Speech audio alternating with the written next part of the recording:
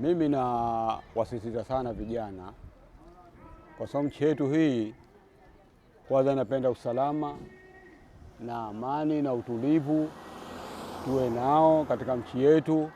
Tukikosa amani na hakikisha kuna lolote litalofanyika, kwa sababu hata ile kutembea utashindwa, nje itakuwa hutoki, na tumeyaona huko mbele.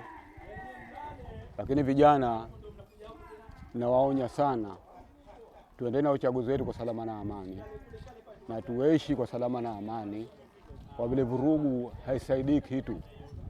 Vurugu itakuwa inasababisha maendeleo, hata maendeleo itakuwa haendelei, kwa sababu kondeni itakuwa hendi, biashara hufanyi, ila wewe mwenyewe baadaye unakuja kujuta kwa vitendo ulivyokuja kuifanya kwa kuongoza vurugu la kushinda watu kukaa kwa usalama na amani.